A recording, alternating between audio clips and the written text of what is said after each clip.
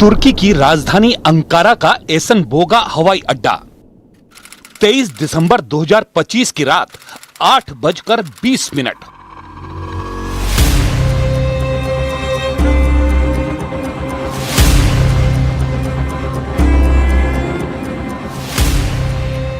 Dassault falcon 50 private jet पर सैन्य वर्दी में 5 हाई प्रोफाइल हस्तियां सवार हुई।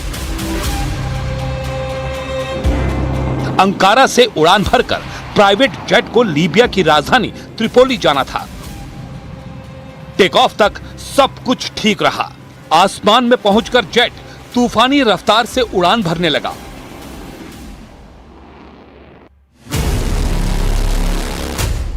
चालीस मिनट के सफर के बाद अचानक पायलट को अनहोनी की आहट हुई।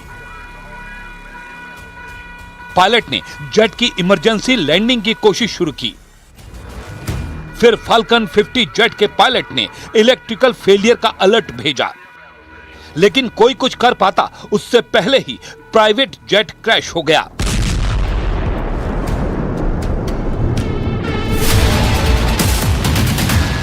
यह धमाका उसी हादसे का बताया गया है।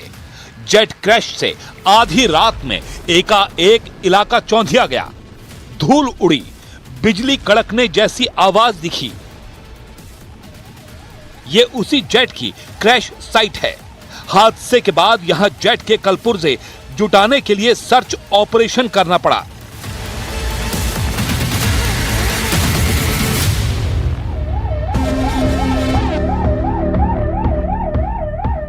क्रैश कितना भयानक था इसका अंदाजा इसी बात से लगाया जा सकता है कि जेट का पुर्जा पुर्जा बटोरना पड़ा। लेकिन अंकारा जेट क्रैश ने कई मुल्कों में हड़कंप मचा दिया, क्योंकि फाल्कन जेट में लीबिया मिलिट्री के 5 टॉप जनरल सवार थे। जेट क्रैश में सबका एक झटके में सफाया हो गया। अंकारा जेट क्रैश में जिनकी जान गई उनके नाम हैं lieutenant general Mohammed Ali Ahmed al Haddad, chief of staff यानी सेना प्रमुख थे। उनके साथ लीबिया की ground forces chief general al Fitouri Gharaibil, military manufacturing authority के director brigadier general Ahmed al Katawi, general Haddad के सलाहकार मोहम्मद अल असावी दीप और सेना प्रमुख हद्दाद के मिलिट्री फोटोग्राफर मोहम्मद उमर अहमद महजूब के जेट क्रैश में परखचे उड़ गए। 112'ye gelen ihbar üzerine biz hemen bu coğrafyaya buraya odaklanıyoruz ve gelen ihbarla birlikte jandarmamız ilk saat 22 itibariyle bu olay mahallinde uçağın enkazına geriye kalan parçalara ulaştı.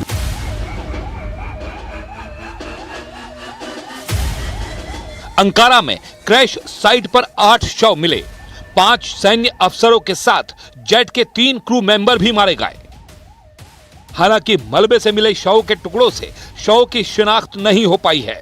वहीं crash site से jet का voice recorder और black box मिल गया है। तुर्की के गृह मंत्री ने जानकारी दी है कि जांच के बाद जेट क्रैश का पूरा सच सामने आएगा। Kaz alanında saat 02:45'te uçağa ait ses kayıt cihazı, saat 03:20'de ise kara kutu bulunmuştur. Bunların inceleme ve değerlendirme süreçleri ilgili kurumlarca başlanmıştır. Ayrıca Libya Savunma Bakanlığı tarafından görevlendirilen 5'i hayatını kaybedenlerin yakını olmak üzere 14 kişilik heyet ile Libya İçişleri Bakanlığı'ndan görevlendirilen 8 kişi yani toplam 22 kişilik Libya ekibi Ankara'ya intikal etmiştir.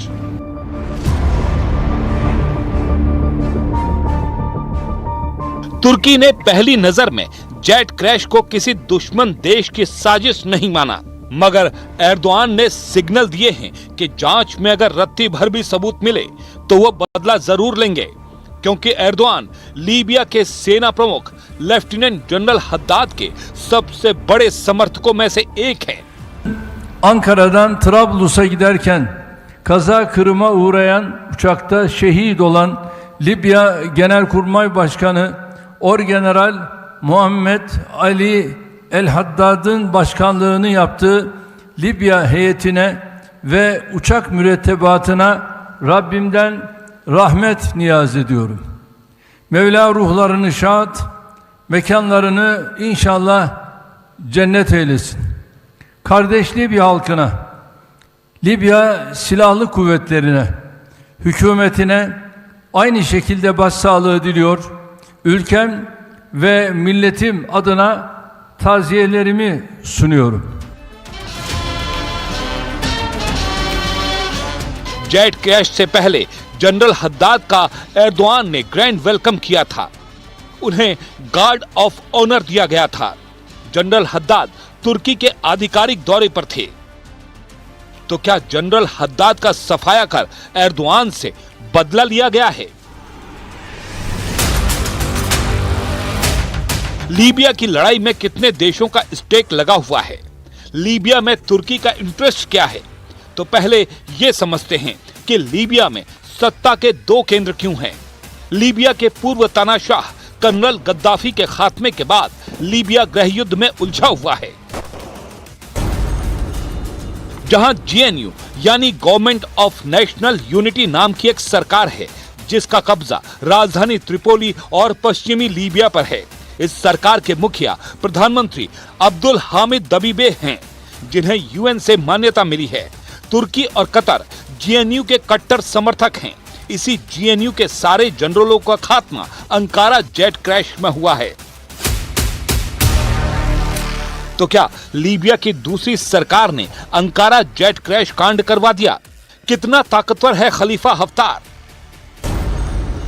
Libya में सत्ता का दूसरा centre पूर्वी हिस्से में है। यहां general Khalifa Haftar की लीबियन नेशनल आर्मी यानी एलएनए हुकूमत करती है। फील्ड मार्शल हफ्तार के साथ रूस, यूएई, मिस्र, सऊदी अरब, जॉर्डन और फ्रांस माने जाते हैं।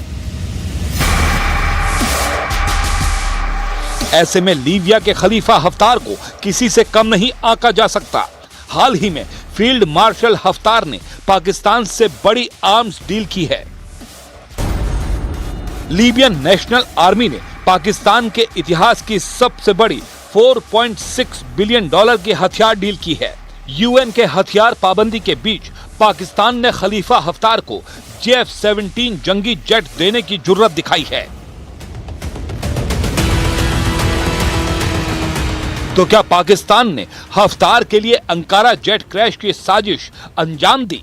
क्या तुर्की में मुनीर के एजेंट एक्टिव हैं?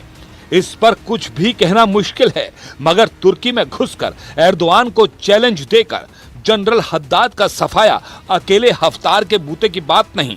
तो क्या जेट क्रैश में मोसाद एजेंट का एंगल भी हो सकता है? क्योंकि दुश्मन को घर में घुसकर मारने के लिए दुनिया भर में मोसाद एजेंट ही कुख्यात हैं। वैसे भी इजराइल और तुर्की में भयानक वॉर टेंशन चल रही है।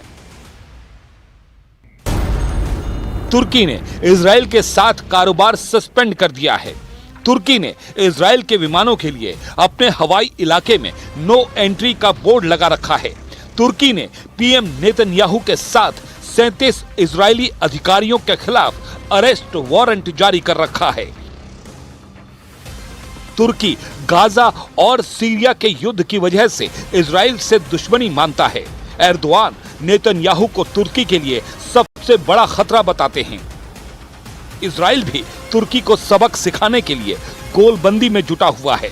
अंकारा जेट क्रैश से ठीक एक दिन पहले यरूशलेम में तुर्की के खिलाफ नया गठबंधन तैयार हुआ है, जहां इजराइल, ग्रीस और साइप्रस ने सुरक्षा सहयोग बढ़ाने का ऐलान किया है। We're cooperating and discussed in detail cooperation in many fields: energy, technology, connectivity, and also security that guarantees this all. Netanyahu ने तुर्की से टकराने की तैयारी कर ली है। वो बहुत जल्द प्रेसिडेंट ट्रंप से मीटिंग करेंगे। सुपर पावर से ग्रीन सिग्नल मिलने के बाद इजराइल का मिशन अंकारा शुरू हो सकता है। इसलिए अंकारा जेट क्रैश को सिर्फ हवाई हादसा मानना जल्दबाजी होगी।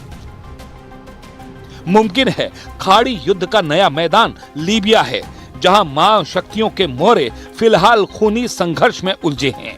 लेकिन जल्द ही महायुद्ध छिड़ सकता है, क्योंकि लीबिया ऐसा बारूदी बैटल ग्राउंड बन चुका है जिस पर अमेरिका ने अपना रुख साफ नहीं किया है। अमेरिका पर्दे के पीछे रहकर लीबिया की दोनों सरकारों को शह देता आया है। अब अगर सुपर पावर यही डबल स्टैंडर्ड मेंटेन रखता है तो खाड़ी के कई देश खतरे में पड़ सकते हैं, क्योंकि इजराइल, तुर्की जैसे देश जब भिड़ेंगे तो युद्ध एक देश तक सीमित नहीं रहेगा।